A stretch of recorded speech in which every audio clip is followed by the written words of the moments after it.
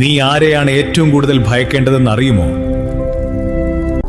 ഈ ചോദ്യത്തിൽ നിനക്ക് ശത്രുതാ മനോഭാവമുള്ള വ്യക്തികളുടെ മുഖമായിരിക്കും മനസ്സിൽ തെളിയുന്നത്. ശത്രുവിന് നിന്റെ ഏതവസ്ഥയിലും നിനക്ക് തിരിച്ചറിയാൻ കഴിയുന്ന വൈരാഗ്യ മനോഭാവമായിരിക്കും ഉണ്ടാവുക. എന്നാൽ നിന്നോടുള്ള കോപം മനസ്സിൽ ഒതുക്കിക്കൊണ്ട് നിനക്ക് മുമ്പിൽ ചിരിച്ചു കാണിക്കുന്നവരുണ്ട്. അവരെയാണ് നീ ഭയക്കേണ്ടത്. അവരൊരിക്കലും നിന്റെ കയ്യെത്താ ദൂരത്തുള്ളവരായിരിക്കില്ല. നിന്റെ അടുത്ത സുഹൃത്തുക്കളിൽ, കുടുംബ ബന്ധങ്ങളിൽ, ജന്മം കൊണ്ട നാൾ മുതൽ നീ കണ്ടു വളർന്ന അയൽക്കാരുൾപ്പെടെ നിന്റെ സ്വന്തം ഗൃഹത്തിൽ പോലും അത്തരക്കാരുണ്ടാകാം.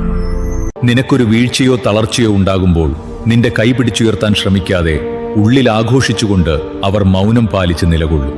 എന്നാൽ കഷ്ടപ്പാടുകൾ തരണം ചെയ്ത് നീ വിജയിക്കുകയോ അല്ലെങ്കിൽ വീഴ്ചയിൽ നിന്ന് അല്പം ഉയർന്നു വരികയോ ചെയ്താൽ അതിന് നിനക്ക് സഹായകരമായ മാനുഷിക കർമ്മം നിർവഹിച്ചവരിലോ നിന്റെ ആ ഉയർച്ചയിൽ സന്തോഷിക്കുകയും അഭിനന്ദിക്കുകയും ചെയ്യുന്നവർക്കിടയിലും നിനക്കവരെ കാണാൻ കഴിയില്ല.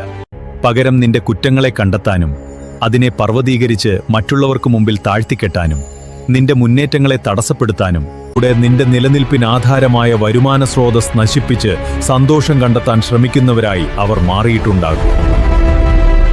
അതിനാൽ നിന്റെ ദൃഷ്ടിപഥത്തിലുള്ള ശത്രുക്കളെ നീ ഭയക്കേണ്ടതില്ല. അവർക്ക് വഴിയൊരുക്കാൻ ശ്രമിക്കുന്ന നിനക്കൊപ്പമുള്ളവരെ തിരിച്ചറിയുകയാണ് വേണ്ടത്.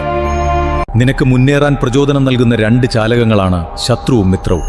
ശത്രുവിനെ നീ തിരയേണ്ടതില്ല, അതെപ്പോഴും നിന്റെ എതിർവശത്തുണ്ടാകും. എന്നാൽ ചതിയുടെ വിഷം തീണ്ടാത്ത യഥാർത്ഥ മിത്രങ്ങളായി വരേണ്ട ബന്ധുക്കളെയും സൗഹൃദങ്ങളെയും നീ തന്നെ തിരഞ്ഞു കണ്ടെത്തണം.